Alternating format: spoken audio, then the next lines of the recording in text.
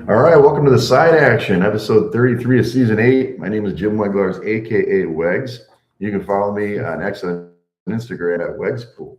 And I'm Coop. You can check me on Instagram at Dalton Cooper and on X at Mr. Grumpy Gills. Again, we are the Side Action Podcast. Do not forget about TikTok. Make sure you follow us on TikTok. But, you're here. I know this. I was trying to think back how long it's been since we've done one of these in person. It could be. It's at least 2 years, year and a half, I would say.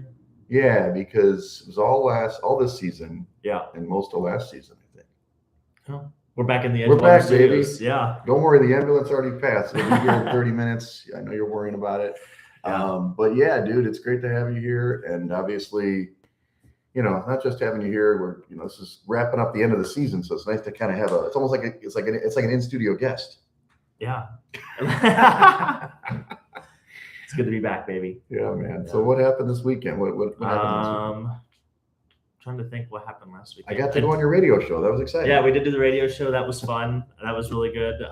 Sorry for Derek. We'll talk about that. That was a silly question. I thought. That's fine. Did the Wolves on Sunday? They blew it. They had a 2-0 lead the whole game and blew it. Okay. Bowling, we made the playoffs. Oh yeah, we circled the wagons. So that starts on Tuesday.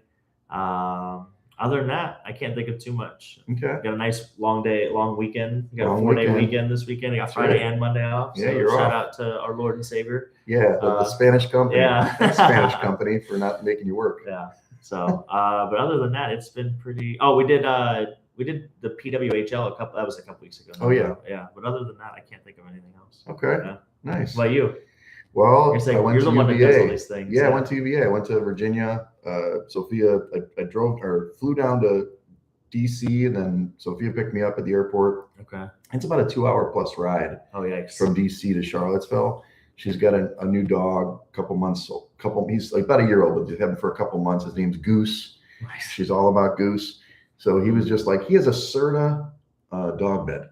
You know, they make Serta dog beds. No. Oh yeah. Real nice dog bed. This dog bed, it was like, that's nicer than my bed in the other room. So, but anyway, he's a nice dog. A lot of energy. Doesn't chew any. He doesn't chew. He does chew. You got to take everything out. He chews books and everything. So when we left her apartment, we had to put everything up. But we took him almost everywhere. The only time we didn't take him was to a fancy dinner. Okay.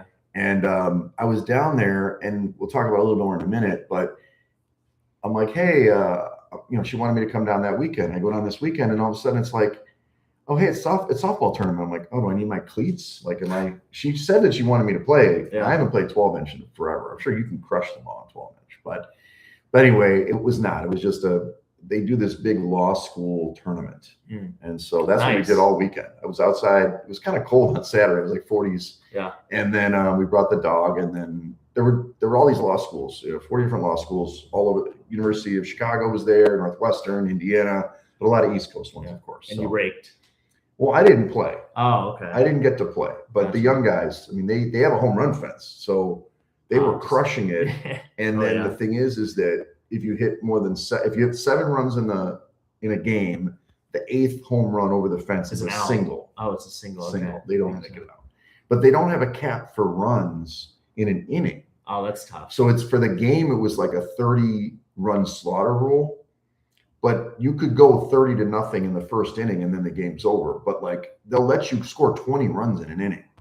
It was kind of crazy. Like, you're gonna be there all day. Yeah, they capped the games at 50 minutes. So what happened was they were winning games in like 3 innings or something. Yeah, that's wild. Yeah, kind of wild. Okay. It was fun. Flew back on Sunday.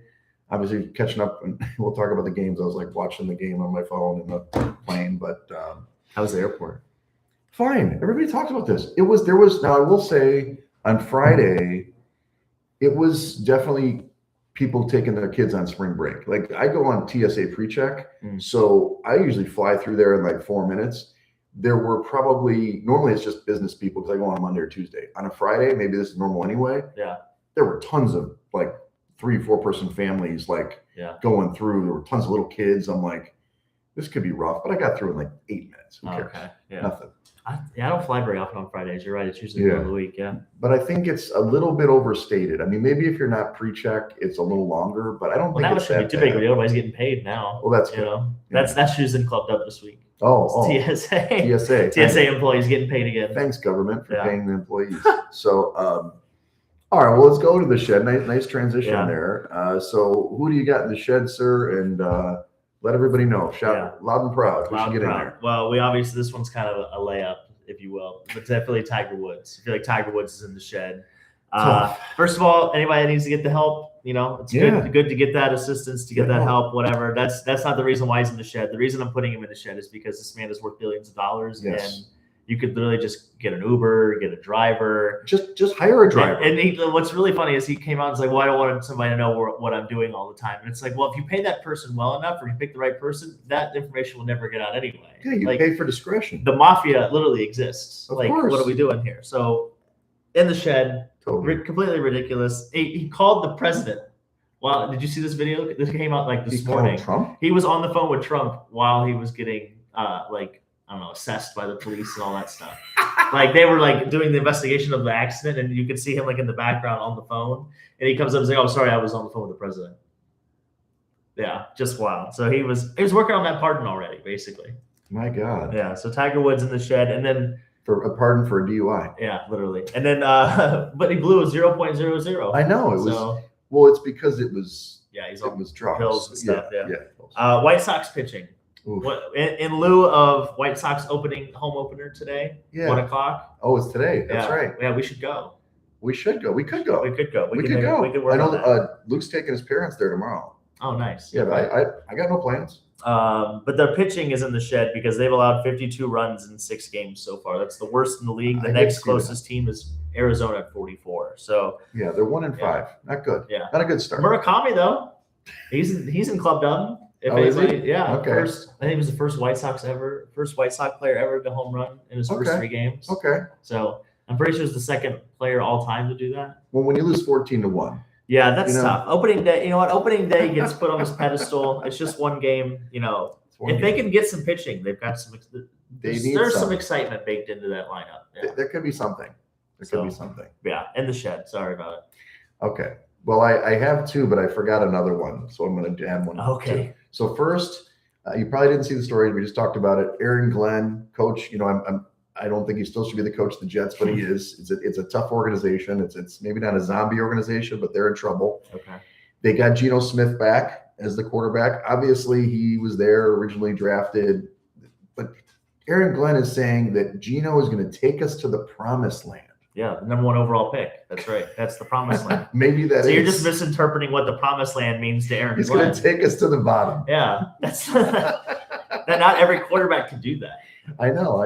So, by the way, special guest, we got little Rocco walking around. If you hear the clickety clack, that's him in his Notre Dame sweatshirt. Erica's visiting. So yeah, okay, Aaron Glenn. Okay, maybe the promised land is the number 1 pick. I'm gonna say maybe you just misinterpreted it. Maybe that could have happened. I don't know. I mean, they probably can't get anybody to switch. Get to the number 1 spot and get Mendoza. But yeah, maybe you're right. Nah, they don't want Mendoza. They want to suck again.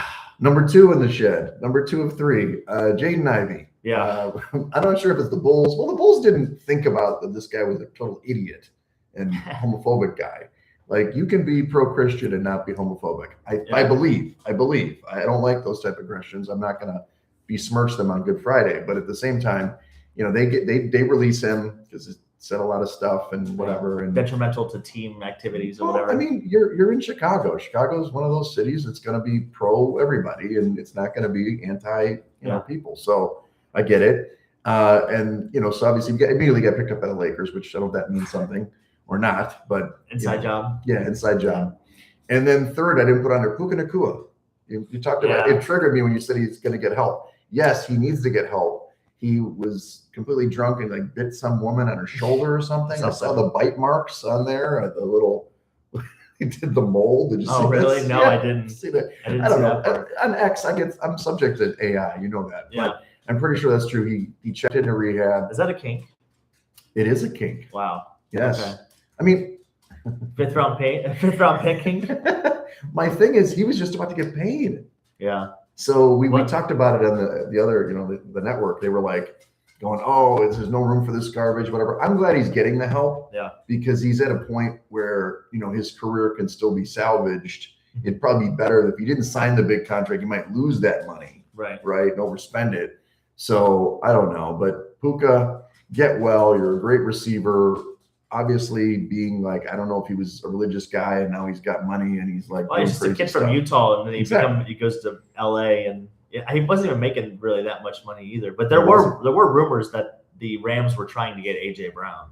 Oh, really? I don't know if you heard those rumors last week. I've heard that in the Patriots, so I don't know about it. Yeah. So I think there's there's smoke, there's fire, and you're kind of seeing a little bit of that smoke right now. He may miss some of the season with this, but he's getting in. You can go in for 90 days, see if he can get rehabilitated. Obviously, there's look, if you're into biting, it's okay. I'm not against it. Just consensual biting, yeah. Consensual. We are into consensual biting. Yes. I've been bit before. Okay. Had to get a tetanus shot afterward. Exactly. Yeah. All right, let's do club dub. So Yeah. you kind of alluded, maybe you already put somebody in there. I did. Did you want me to go? Oh my Yeah, God. well, we have the same person, so we'll just say Well, my first club dub is UConn. Oh, okay, yeah. Yeah, it's UConn basketball. So this is a crazy stat. UConn basketball has been in every single Final Four since 2008. Whether women and men. as a program, I UConn agree, has been. yes. So from the years 2008, 2010, 12, 13, 15 through 19, we didn't have the tournament in 2020, obviously with COVID, but 21, 22, 25, women had made the Final Four. The men made the Final Four just by themselves in 2023, and then 2011, 2014, 2024, and 2026. Obviously, both teams had made it to the Final Four. Not a bad basketball program. Death, taxes, and UConn basketball in the Final True. Four. So It's have true. they overtaken Tom Izzo? Like this is March? Well, I think statement? okay. I mean, obviously, you're combining both sides. I do think, and we'll talk about it later. If Hurley can win this one, I do think that he surpasses Izzo for sure. Because he's got 3 titles. I mean, Izzo only has 1. Right. He's gotten to 3 Final Fours. Izzo's gotten to more. But, and you're kind of stealing my thunder for later. But when UConn gets there on the men's side, they usually win. Yeah. You know what I mean? Right. So it's like little, we'll talk about that in the picks later. So good for UConn. But that's a good stat. Good pull. I saw that. I was wild. And then Mike McCartney. McCartney. Not to be confused with Jesse Paul. McCartney or Paul McCartney or Mike McCarthy. Yes, but he is. If you're not familiar with his game, he is Kirk Cousins' agent.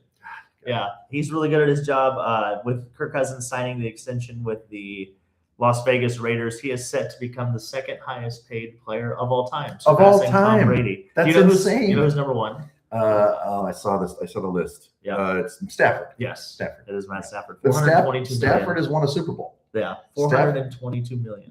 Do you know how many playoff games Kirk Cousins has won? 2? 1. Is it 1? Okay. I knew it was, yeah. This is crazy. Look, all I know is, and first of all, I saw all the memes this morning about Mendoza and Kirk Cousins, like they're kind of like doppelgangers and all that stuff. Yeah. But like you're paying, and you're paying a backup $20 million for 1 year. Now the whole contract 5 years, I don't think that's going to last, but it was like $172 million. Yeah. But even a 1 year, $20 million deal, I know Cousins has made the Pro Bowl, but it's like he's a backup, dude. That's a lot of money. I think he's going to play. You think he's going to start? Probably. The first couple games? I don't know. I'm still on the fence about this just because like you got to know too. If you're the Raiders, you got to know if the kid can play. And they like asked the Chargers about Justin Herbert. Like they weren't playing him. The only reason why they played him is because Tyrod literally took a needle to the lung. Yeah, that was a little suspect. Yeah, and like Justin Herbert turns out to be like their franchise quarterback. Right. You know, in some other situations. Like I feel like that 5th year is so. Ask the Panthers how they'd feel to have another year about Bryce Young to not have to make a decision. You know. I think. Yeah. So I feel like he has to play. They've invested in the offensive line. They're not putting him out there where he's just going to get crushed, Yeah. And obviously, he's not a young guy. Mendoza's not like 21 years old, right? He's a couple years older. He played at Cal. He's played at India. He started like I think 30 games or something along that So line. I think he's fine to start if you want him to be your franchise guy. Yeah. And I'm not sold on him per se, but either way, Kirk Cousins' agent. Also in my club dub, this guy is just minting cash for this man. And the man only shops at Kohl's. Yeah, literally. They back up the Kohl's truck? Cash, yeah. Beep, beep, beep. Here's the Kohl's cash, His wife is like smiling. And then it's Vegas, though. It doesn't really match his personality, but it could be exciting. I don't know. You could live out in the burbs. Like, maybe it's something like a your total sister suburban does. town. Yeah. It's a suburban town. He could be your sister's neighbor. Oh, actually, that's right. I think the house next door is available. We should tell them. Oh my God. Holy wow. That'd be incredible. All right. Anybody else for Club Dub? No, that's all I had. All right. Back to UVA. Talked about the tournament. It's 100 teams, by the way. Oh my God. 100 9 teams. on a team? There's it's kind of interesting. 4 women play in the co-ed, 6 in the field for the guys, but they can bat up to 3 extra guys. It's kind of weird. It's a 9-4. It's not really co-ed in my view. Right. And the girls are pretty good. So a couple things. One thing is, they were really good. They had 3 different teams. So at UVA is like all about, in law school, is all about softball. Really? My daughter never played, and she's like, Dad, I have to start playing softball. And that's one of the years she played with us. Nice. And I was like, okay, sure. And I bought her cleats and everything. So they literally have room in their locker for a bat. Like, that's how serious they are there. Wow. In their little law school locker. That's cool. Yeah. Nice. And so, or is it self-protection? Maybe. But they have a full like fields for them and everything. They're really nice. Like turf? There's a turf field, and then they have 2 full, it's dirt in fields with grass outfields and fences. I mean, Wow. It's really sweet. So anyway, they have 3 different teams. The gold team's the top team, the blue team's the next, and they called the drunk team the third team, even though they were still pretty good. And so what was kind of cool about the tournament is you're playing like pool play, and it's all in one weekend. And it rained on Friday, so they had to cancel the games. Saturday, they had to jam things in. And then at midnight, they do a bracket reveal. Oh, boy. And you might have seen that on social media. They have like tons of people. There's these 3 bars that kind of intersect, and there's this big courtyard area. There's all these junk law school students there with me. It's me. It's, Wegs and all the 24-year-olds. Nice. And then they do the bracket reveal, and then the 2 seed was UVA gold, and they had to play the blue team, UVA blue, as a 31 seed in the first round. Oh, boy. So it's actually a pretty epic game. And then a little tidbit, hopefully I don't get in trouble for saying this, but the pitcher of the gold team is usually a woman, and the woman that normally plays there, like tore ACL a little while back, she's kind of recovering from it. So for the tournament, the woman who was pitching, her name's Daniela, it was kind of weird. I was like, who's that guy over there in the black, like standing behind the backstop, and she's pitching. It's Daniela Rubio, like Marco Rubio's daughter. No way. Yes. So there's Secret Service at all games.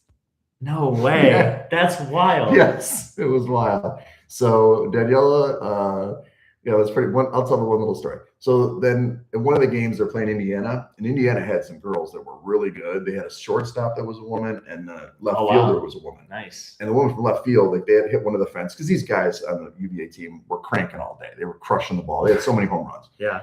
One, they hit the fence. The girl turns around and just guns it in, right? And I go, she's got a rifle. And then the guy kind of turned quickly. Nice.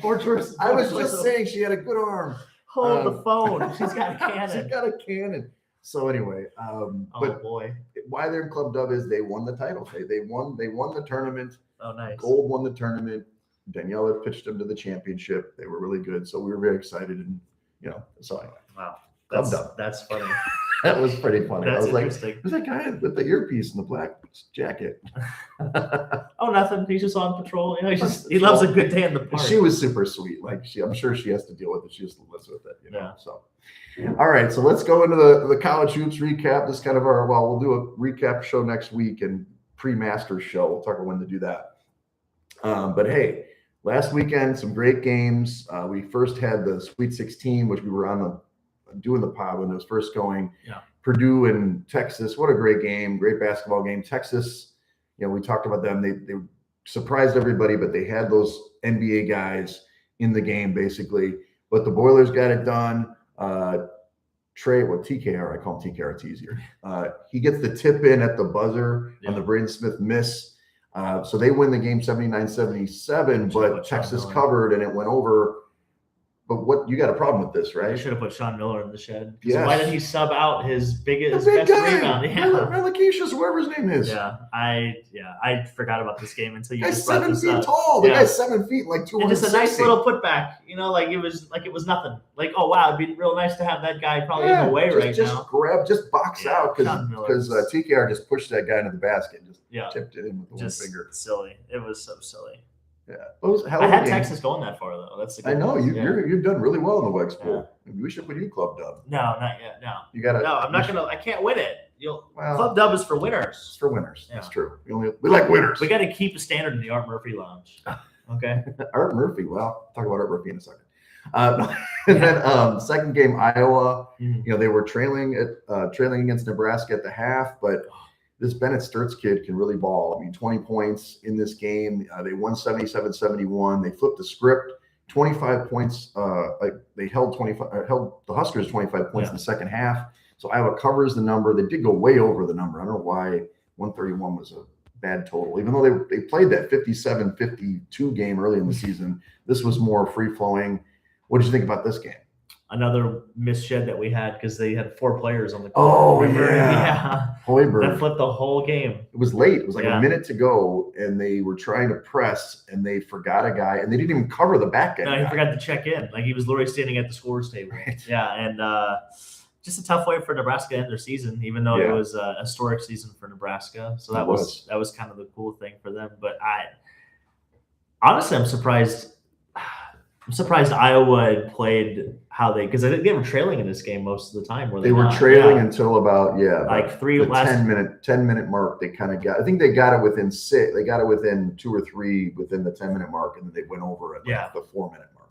So I think I was more surprised on how long it took Iowa to really get into this game and get situated. But they found a way. Nebraska kind of got in their own way, and I mean, I don't think Nebraska would have stood a chance in that next game anyway. No, they wouldn't. But it is what it is. It's just interesting. Iowa was like 20-12 in the regular season. Yeah. So what the hell happened? This team actually was pretty good. They woke up. Yeah. They just decided. Well, I think Sturts went to the next level. He's an NBA level player, so maybe that's what happened. So Duke. This is in the Sweet 16 first. Duke bested the Johnnies, and this one. St. John's did what we kind of thought they were going to do. They came out, they pressed them full court. They pressed them when they got off the bus. They were in their locker room. But at some point in this game, the momentum switched because the Johnnies were up a bit early, and then Duke started figuring out the pressure. And the guy I think in this game that mattered in the second half was Caleb Foster, who I didn't think he was going to play. Yeah. And so he plays. I don't think the Johnnies thought he was going to play either because they didn't really have an answer for him. He scored 11 points. In a really short stretch, he had like 7 points in a row. Yeah. Got them on top. Duke wins the game 80-75. Johnny still covered, thank you. And the game went over, which was a surprise to me. But in the long run, St. John's just didn't have somebody who could score late. I mean, it was kind of like, the last 3-4 minutes, they were just struggling. They didn't score. Ejiofor scored in the last minute, but I think they had 2 or 3 minutes, where they didn't score, and that's what kills you. So Duke moved on from the Sweet 16.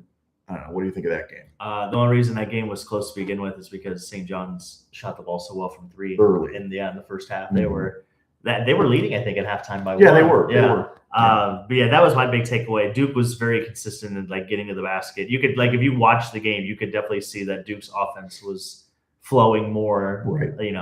As far as ease of scoring points and things of that nature. So I think they just caught up, and then, like you said, Foster took over in the second half, and we talked about that on the radio show, the most productive air ball of all time. Yes. Yeah. Yes. So, but I mean, Duke moves on, and in a true Duke fashion, they showed up in the Elite Eight. Yeah. Elite Eight. What can you do?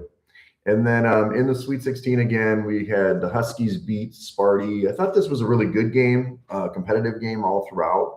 But UConn never really lost control of the game. This was one of 2 games in the Sweet 16 that the team that got out rebounded won. It's pretty hard to do that. Sparty outrated them 39-30, but in the end, it was the 3-point shooting. Huskies made 9, Sparty made 4. And I thought when the Spartans had a chance to take control of this game, kind of around the 8 to 10 minute mark, they were tied. They had 2 or 3 possessions that they just missed bunnies. There was 4-foot little flips that didn't roll in. That was a chance to get them the lead. And I also think Jeremy Fears did not play the level I thought he would play. I thought he'd play really well in this game, and he didn't. He made a big 3 late, but overall, he didn't take over the game like I thought. And guess what? UConn covers the number 70-63. So I did lose this game. Game stayed under easily, though, under the 136. Well, at the beginning of this game, it was like a runaway. UConn was up 25-8 at one point. Yes. UConn came out to play. They were making I think they started 6 of 6 from the field. They were making threes. They were just – so I thought this game was was going to be a runaway, honestly. So the fact that Michigan State stayed in, they were physical, they played Michigan State basketball. Yeah, they took the lead with like 11 minutes. Yeah, but then they couldn't maintain it. They just could not put it together at the end. Offensive efficiency won in this one. Yeah, well, that's the story of Michigan State. Yeah, if they could ever have offensive consistency, they would be stagnant right and rough. The game that kind of surprised me, and maybe you did like this last week, was the Vols. I remember. I think I did listen back. We both liked the Cyclones. Tennessee played great, and it was Joshua Jefferson did not play for the Cyclones, which was a bit of a surprise. I thought he would at least get out there a little bit. And I think you said it last week, dude. They could not rebound without him on the floor. Yeah. And they lost the game 76-62, but they got out rebounded 43-22, almost doubled up on the boards. Got killed. And when I was watching this game thinking the Cyclones could get back, they also missed 8 of 10 free throws from like the 8-minute mark to the 4-minute mark. Yeah. That's when you needed to make those free throws to get back in the game. They never could. They got to the double bonus so early. Yeah. They couldn't make shots. Yeah. And it was like everybody. It wasn't just like some big man. They were fouling one guy. It was everybody was missing the shots. It was disappointing. 39% as a team. Brutal. Yeah. And but the Vols played really good, and I gave them some credit. Obviously, we won't talk about that game, but they got destroyed against Michigan. But Rick Barnes, dude, that was his 3rd straight Elite Eight appearance. Guy can coach. There it is. Yeah. Fighting Rick Barnes. Fighting Rick Barnes. Yeah. Like I said, I didn't think you'd have Tennessee as your last SEC team standing on your bingo card. No way. So not a chance. Yeah, they did. They made it. Yeah. So move to Elite Eight. We'll review a couple games here. First, we didn't talk about the Sweet 16. Acuff, my boy, he played fine, but they got destroyed against Arizona. Arizona ran about the gym. They don't play any defense. But when they entered the game against Purdue, a lot of these teams, Purdue was beating them at halftime. Yeah. 38-31. They had momentum too. Braden Smith was playing great. They were out rebounding the bigger team. They had a little bit of foul trouble with TKR, but they were hanging in there and winning the game. And then, I don't know, Arizona hit halftime and just flipped the script. It was just like, boom, first 6 minutes, we're going to tie this game. We're going to take the lead. And they kind of had a run to start. And then it just never looked back. They won the game 79-64. They held the Boilers to 26 points in the second half. Arizona covered the number, and the number did go under 152.5. So what did you see in this game? Yeah, just that second half run. I mean, yeah, like you said, Purdue built a 7-point lead going into halftime, and it was rolling. And Arizona was kind of rolling in the beginning of that game too, and then Purdue fought back and then continued to kind of push that momentum, which I was kind of surprised by. But I just think they ran out of gas. I think like Arizona just finally their will, or I guess they finally imposed their will on the game and got going. And Purdue had a terrible second half shooting. I mean, they only scored 26 points in the second half, so. That is not going to help you win a lot of games. But I was surprised. I'll be honest. I was surprised by Purdue watching. I was like, I didn't think they'd have any chance at all. And then they hung around. They made it frisky for a minute. Yeah. Well, if you like those, like those dogs, usually like those first half. I was hoping Purdue would win though, just because it would screw up everybody's bracket. Yeah, me and everybody else. Yeah. Don't worry. That game happened the next day. Nice. Yeah. You had for some of us. Yeah. You were okay. Well, you had Florida, right? No, wait. Yeah, no, I had UConn in the final. Oh, you had UConn. Okay, you're good. I had UConn over Duke. Yeah, so I couldn't believe it. Obviously, Michigan. Well, we won't talk about Illinois specifically, but they won. They had beaten Houston, and that was a total rock fight. That game was awful to watch. Like the first half, it was 24-22 at the half. Yeah, it was like, are these playing? They're playing high school basketball or junior high basketball. And then the second game, they came back on Iowa. So it was really interesting. Almost every team that won in the Elite Eight was trailing except for Michigan. So 3 of the 4 were trailing at halftime. So we'll get into the big game. Duke, they were up by 19, cruising along, just dominating UConn. It wasn't that they were just shooting the lights out. They were just getting everything they wanted. And they were leading 44-29 at the half, which I don't know if you knew this stat. This is usually your thing. 134-0. Yeah. 134-0 when the number 1 seed is leading by 15 points at the half in the tournament. Now it's 134-1. So what the hell happened? Before we go into the last minute, what the hell happened in this game for you? What changed the momentum, or was it just kind of incremental? Yeah, I think it just builds up. Honestly, I hate to say it, but there seems to be a pattern with these John Shire teams. Yeah, that I don't know if they fall asleep. And then once they wake up a little bit and then like the panic sets in, then they really panic. But I also think that might have something to do with the fact that they have a younger team. Yeah. They usually get They're high freshmen. school seniors that and not going through the transfer portal. So you get 18, 19-year-old kids in like the stage that you've been trying to put them in all season, and they maybe just shit down their leg a little bit because that's just that's the only thing I can come up with. Other than that, it was obviously UConn made their shots. They had to put the pressure back on. Right. But again, they're an older team. They've been there before. Right. And so they're a blend. They're more of a balanced team in that regard. Yeah. I don't know. What did you see? There were two things I saw, and again, I watched the last 10 minutes on the plane. When you get to O'Hare and you land way out in because I was listening to like the last 10 minutes on the radio. So I'm watching on my phone in the plane, so maybe I could see things. But two things I saw. One, Caleb Foster was totally ineffective in this game. Yeah. So we're in St. John's game. He was effective, scored, made a difference. This game, he scored 0 points, and they essentially didn't have a point guard in this basketball game. Yeah, he played 14 minutes. When they ended up, maybe he was hurt from playing, maybe he was sore or something, which is probably likely because he had a broken foot before that. He was wearing a boot. Yeah. So he was ineffective, which made basically in the second half when they were cruising along, then UConn starts making a push. They couldn't handle the basketball. Yeah. 13 turnovers. UConn was pressuring on the half court, but Cam Boozer had to handle the basketball, which he's a capable ball handler, but he's not a guard. Right. And so Isaiah Evans, one of the first plays I saw was Isaiah Evans dribbled off his foot and solo ball went for a dunk or a layup. And I'm like, what the hell just happened there? And then Cam Boozer did that like 3 minutes later. They couldn't handle the pressure. It's not just the game pressure, but they couldn't handle the UConn defensive pressure. Yeah. And then secondly, I was just astounded by them not just going to Boozer in the post, because late in the game he got 2 buckets. But I'm like, this team is obviously coming back. In my mind, when you're up by like 8-10 points, it becomes a race. I always say to myself in football and basketball, it's like, if you get to X number, you're going to win this game, right? In this case, it was like 75. It was like, if you score another 15 points, you'll win this game. It doesn't matter if they score more points. They're not going to catch you. Right. But they just were trying to grind the clock down. They're playing scared. And this is the 3rd game this season that they blew a double-digit lead. Those are the games that they lost. And last year, of course, Houston, they blew a 14-point lead in the last 12, 13 minutes of the Elite Eight last year. Final Four last year. Yeah. So I don't know. I think you're right about the youth. And then in the end, UConn made the plays. I mean, I give them credit.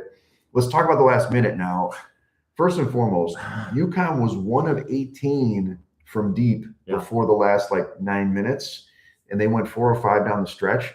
So Caravan hit that one big 3 that was a dagger. They got it within 2 or 1 or whatever, but they still were able to get the UConn kid missed a free throw. They're down 3 with 10 seconds. He missed the first one, which you never want to miss the first because nobody can rebound it. He makes the second. They're up by 2 with 10 seconds.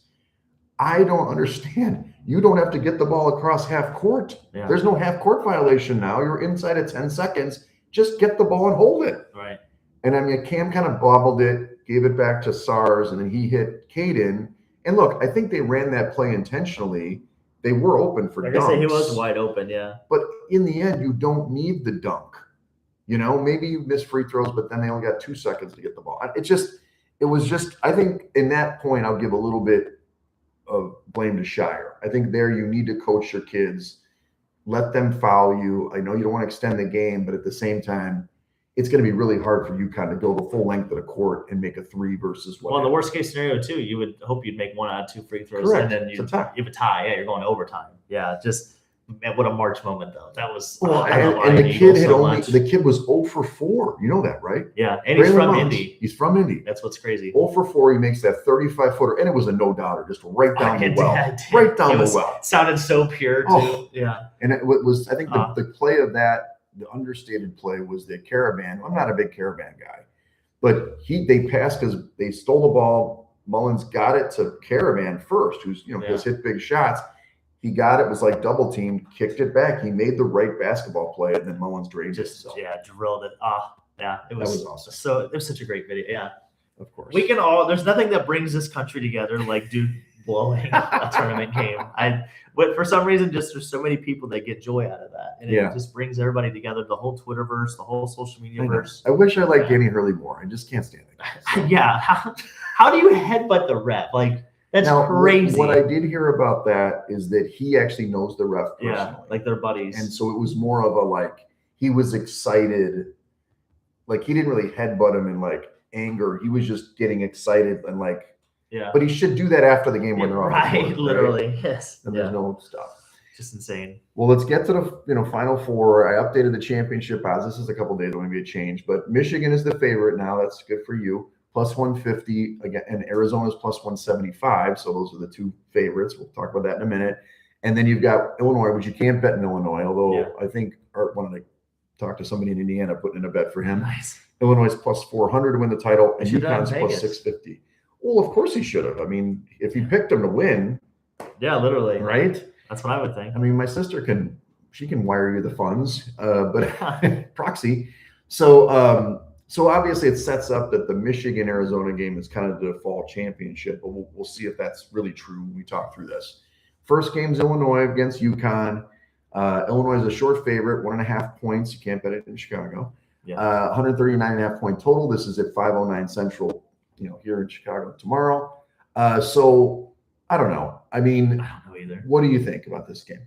Well, the big thing that I've been reading too is that a lot of people that live in the state of Illinois are hoping that Illinois does win because they bet on somebody else. And if Illinois wins, according to like the gaming laws, we could have never bet on it because we live in Illinois. Yes. So you would get your bet refunded to you. Oh. So that's why a lot of people are now. Interesting. That's why now a lot of people are becoming Illinois homers because an outcome happened that they never could have bet on. So if they win the title, then they get their refund. If you picked a different champion. It's in the small print. Thanks, Rivers. So that's kind of the interesting part. But no, the styles of basketball, I think that I guess the style of basketball that's going to be required to win this game, I think Illinois fits the bill better on. So I have more faith in their offense showing up than UConn's offense, even though I think Dan Hurley is probably a better coach. He is. So the coaching matchup leans toward UConn, which I usually like to lean toward. Me too. But just something about Illinois, it just feels right. I don't know what it is. They have literally everything. They've got the size. They've got the rebounding. And I think it's just something about the European like game and mindset that they have that just translates really well. And since the tournament has happened, they've been playing the best defense all season that Illinois has. I mean, that was the reason why they won against Houston, other than the free throw discrepancy, which we didn't discuss. But I think Illinois will find a way to grind this game out and get to a national championship game. Yeah, Illinois is a better team. I don't think there's any. We look at Ken Pom. It's not like it's the Bible, but they've been better than UConn all season. It's not. And they played a much harder conference than UConn. They did. Yeah. And UConn, if you look at Ken Pom, so let's just talk about the title odds. It makes sense because I'll say there's only 2 examples of teams that were outside of the top 20 in offensive and defensive efficiency to win the title. And they're both UConn. They were both UConn teams. It was Shabazz Napier was the last one, and obviously Kemba Walker. Yeah. So this team is just like that, but they don't have that type of player. Right. Here's the problem. I think what Underwood has done, and I never thought he was a great in-game coach at all, but he's had good game plans. Like he had the right game plan against Houston, and then he was able to make adjustments in the Iowa games. They were losing at halftime too. Yeah. So maybe I'm wrong about that. I do think if it's in-game, UConn's going to be. I mean, Hurley's a better coach, and even though I can't stand his antics, he's a better coach. Yeah. So if it comes down to like the final 2 minutes, what UConn has to do is get this game to the last 2 minutes, and it'd be a ball game, kind of like against Duke. They'll probably win then. But I think Illinois is good enough to keep them at bay and obviously they just saw what happened to Duke. They're not going to let up on it. Right. And they're bigger, like you said, and their guards are better. So they're a better basketball team. I picked Illinois. I would not be surprised if UConn wins, but I think Illinois should win. A lot of people are they're favored for a reason, guys. Yeah. I think everybody's going to be picking UConn, not like Illinois, but like the storyline. Yeah. They believe in UConn. Yeah. Keith Wagler, I think, is going to cause a lot of problems for them. Well, he's 6'6" too, or 6'5". 6'7", yeah. And then Stojakovic is having a good tournament. They're playing in a bigger arena, so the teams that have to rely on threes will struggle early. And that depth perception. It is. Oh yeah, it's always like that. Okay. First half shooting is always terrible. But anyway, I do like Illinois, and I actually like the over in this one. I think Illinois should speed up tempo. Yeah. Because UConn doesn't have the horses. We didn't mention this too. Taurus Reed has been playing great for UConn. He's awesome, but he's going to be facing a gigantic front line here. Right. So I think that he's going to, if he does really well, they'll stay in it. But if he doesn't, Illinois can blow him out. Yeah. Completely agree. Wow, we're on the same side. Weird. And then the next game, Michigan, Arizona. Michigan's favored. Arizona opened a favorite, then it flipped really quick to Michigan. Michigan's a 1.5 point favorite in this one. 157.5 point total. This is roughly, we'll call it 8 o'clock, 7:49 Central. And look, man, I know you love Michigan. Michigan's great, and they're a great basketball team. I think Arizona's more complete. I think they have better guards. So I will pick Arizona in this game. But Michigan's great, and they have a higher ceiling. They shoot more threes. So if they can dial in the threes in the bigger arena, they have a chance to basically stay ahead of Arizona because they don't shoot threes. They shoot at like 20% clip. Yeah. But I do think those men that they have in there, not just the big men, but the guards, like Jaden Bradley is a dude. They can outmuscle the guards for Michigan. So their advantage is at guard. But I do think the length, we'll see if the length bothers Arizona. Yeah. I mean, it's a huge team. Well, and Linda Borg, I think, has got to keep playing well, really like good. he has been playing. And I didn't realize he was a transfer. Yeah. I didn't realize how old he was. He was supposed to. He pulled himself out of the draft last year. He was supposed to be drafted. Yeah. Just I don't know. This might be the best Final Four game It could be that we've ever seen. We're going to see a with these lot teams. of NBA talent on the court. Yes, I'm going Michigan because that's what I picked earlier. Sure. But I have no feel in this game whatsoever. I could literally see it going either way. I mean, even the matchup predictor is 51-48. Right. So I mean, Coaching advantage. I have to say Michigan. I think Dusty May's got a little bit more under his belt. I think He's just been there. from tenure, and I mean, he's took a much smaller team there too as Yeah. well. That's the thing about Tommy Lloyd. That was the San Diego State game, wasn't it? Yes. Yeah, and they could have blew won it. that game. They Yeah, should've. as I said, they could have been in a national Should have been a championship national game. title. Yeah, they blew it. Yeah, I think Michigan. To your point, I think that's the difference is the 3-point shooting, and They're good. that's what's going to come down to. Yeah, like you said, if they do have struggles early, that could definitely lead to some trouble. But if they get it dialed in early, I think that's going to be the key. I think is the first team to like get that body blow to maybe cause a little bit of doubt because both these teams have only lost 5 games combined all year. Right. So I think maybe to put a little bit of panic into the other side might be beneficial just because there hasn't been a lot of I don't think a lot of like panicking like oh my god we got to play from behind kind of. Well, you're not. Neither team, like in the tournament, neither team has played in a nip tuck game in the last couple minutes, right? I mean, it's not been a sweat. Yeah. I mean, both Michigan teams might have had the easiest path to the. They Final did. Four. They kind of got a little lucky there, but it's okay. They won the games. They have to play who they play. I just think that again, it goes to coaching. Tommy Lloyd. I've been a Tommy Lloyd, not hater, but I just don't think he's a great recruiter. Right. He's not a great coaching game. He finally got over the hump. He got him past the Elite Eight. He hadn't done that before, right? So this is big for him and the program. They haven't been to the Final Four since 2001, dude. Yeah. And so this is a big deal for Arizona. A West Coast team hasn't won the title since 1997, since Arizona won. Oh wow. Okay. And just a little other tidbit. We haven't had a Big Ten champion since 2000 with Michigan State. So this is kind of two trends. Somebody's going to get there one way or another. But I just think that if it gets to a short, 2-point game late, I trust Michigan's coaching better. Yeah. I do think Jaden Bradley is a difference maker on Arizona to get a bucket. But I think Karchenkov, who's their kind of Swiss Army knife defender for Arizona, can get in front of Yaxel, Lendenborg, who's really great. Yeah. If they slow him down, Michigan may have trouble. But I want to see a great game. So this is the nightcap. I'll be at Four Shadows cheering him on. So we'll see what happens. It'll be fun. Nice. So when we look at the title matchups, it sounds like you think it's going to be an all Big Ten matchups. You will get a champ, Illinois, Michigan. Yeah. I'm speculating that'd be about a 3.5 point favorite for Michigan. Maybe that's a little heavy. It's a 144.5 point total. No, it was Purdue that beat them in the tournament. Purdue, Yeah. So if that matchup, I'm assuming you still like Michigan in that. Yeah, I like Michigan in all of them. Yeah. Yeah. Even if it's UConn, Arizona, I like Michigan to win that game. Okay. Yeah. them to come out of the locker room and play. Yeah. But so you would also lay the points Michigan against UConn if it was like 5 points, because it's gonna be pretty not heavy, but it'll be a heavier. It'll probably be the biggest. I think the biggest number on the board. Yeah, I just think the size is going to be too much. I think the so, size of Michigan is too much for Illinois or Mhm. UConn to handle. I think, like you said, I think the default national championship game is that Right, Final Four game, Saturday. Michigan, Arizona. Yeah. So let's flip it around. I know you think Michigan's going to win it all. That's good. If Illinois plays Arizona, though, do you think it's still Arizona versus? What do you think in that game? I'm showing like a 2-point favorite for Arizona, a little bit lower total because Arizona's defense.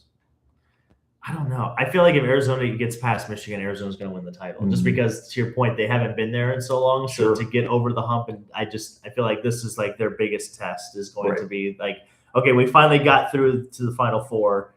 Are we just going to are they going to take that as it is and, be cool with that? Or is like, okay, we're actually going to go win. That's the only thing I would worry about too with like kids in the program. Is like, if they haven't done it in a while, or all this week they're probably hearing like, "Oh my God, we finally got there." We've been one. It's been 20 years since we've done before this. you were born, right? Yeah, so that might be a little bit of rat poison, a little bit. So that's the only thing that worries me about Arizona. Right, and then same with UConn. No, I think I don't think UConn could win a national championship, but I'm not going to put anything past them. Yeah, but the thing is, if they get it, what will happen? It would have to be the ugliest game you've ever seen.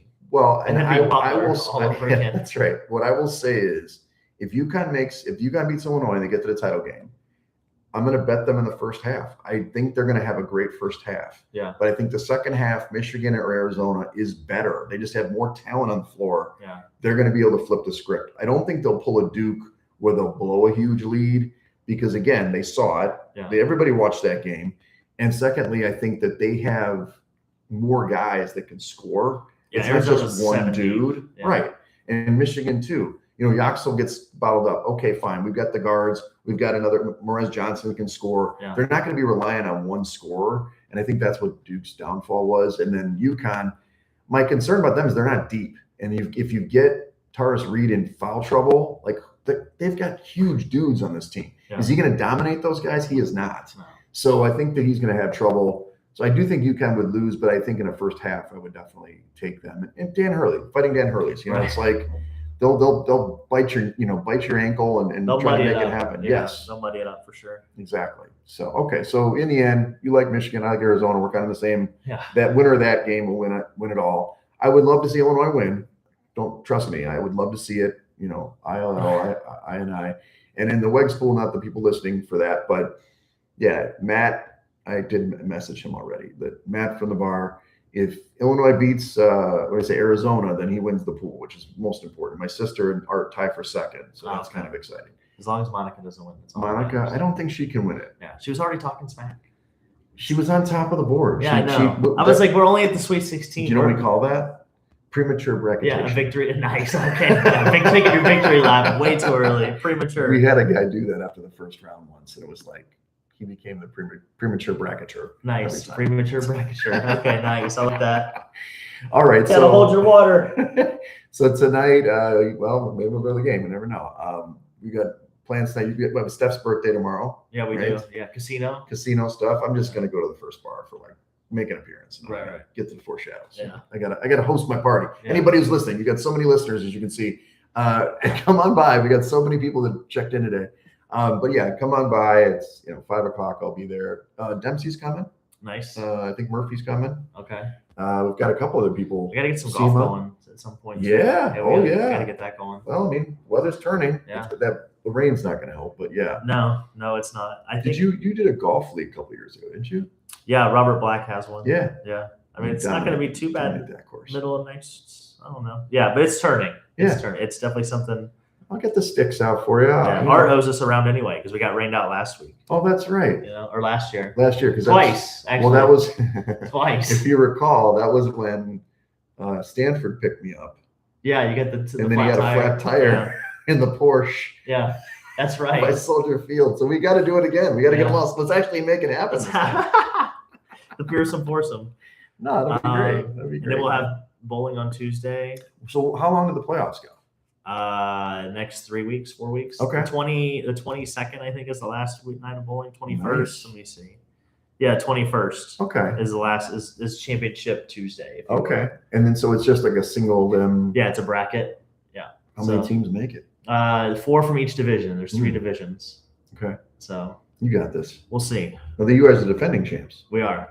Okay. Yeah, to be the man, you got to beat the man. You know, your championship medal. You know what you're doing. Yeah, pedigree. Yes. Yeah, we got pedigree. Yeah, so we'll see. And Irv's come around. He said he's playing pretty good. Yeah, Irv, Caesar, Jordan, everybody's been bowling well. I could be bowling better, and I had one good week last week. I think I shot 718 or something. Well, you're the closer. Yeah, I know. That's what I'm saying. I got to, when it's good when if I'm not bowling my best, but everybody else is bowling well, then we're still winning. I mean, we still have room for improvement. That's right. So, yeah, I try to be the anchor. You got to be down like pump the boys up. You're the guy at the end. You got to give them hope. It was really funny too because we're going to Wednesday nights next year. Oh. So the 5th guy we're adding, his name is Butters. And Nice. Ironically enough, I bowled against him in college, and I didn't realize it until we started chatting and whatever. But he's a good bowler. And I told Irv, I was like, hey, I think next year when we go to Wednesdays, I think we should have Butters maybe bowl anchor. And then Irv looks at me and goes, I don't know. I've got way too many good moments of like memories of you throwing shots when we needed them. And I'm like, he's just as capable. But it was just really funny how he was like, I don't know. So we'll see. But yeah, that'll be exciting. And nice. We look forward to the playoffs.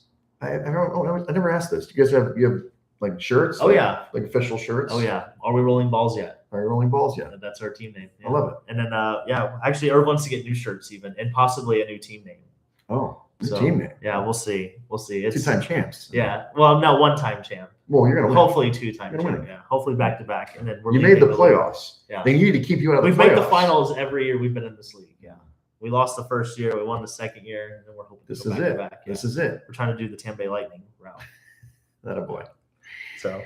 All right. Well, follow us at Side Action Pod on X, Side Action Podcast on Instagram. Don't forget about TikTok. I will put up a TikTok. Where's Rocco? You should make the TikTok with me. Follow me at Wegs on X and on Instagram. And I'm Coop. You can check me on Instagram at Dalton Cooper and on X at Mr. Grumpy Gills. Again, we are the Side Action Podcast coming to you live from the Edgewater Studios. It's right here. It's here in beautiful Chicago, Illinois. Yep. There's pictures. Everybody enjoy the Final Four this weekend. We're getting on. It's almost coming to the end of podcast season. I know. We only got another. What we'll do is we'll do the one next week, and then we can take a break and do the NFL one, and then we'll see if we can get Art back on. Yeah, the draft one. It could be live or not. Are we doing a draft show again? We can. I love that. Yeah. And then we'll get Art back on for the Kentucky Derby. He's got to do better than last year. Right. Or don't hold back on us like he did last year. Yeah, I was gonna say he did fine last year. He just didn't tell us. He didn't tell us about the damn thing. Right. Like just tell me when you're gonna win. God damn it, Art. Yeah, that's all right. All right. That's why he's got the lounge and we don't. That's right. Art Murphy Lounge. Yeah. Exactly. He had to pay taxes. Keeps all the surprises. Love you guys. It's gotta pay taxes.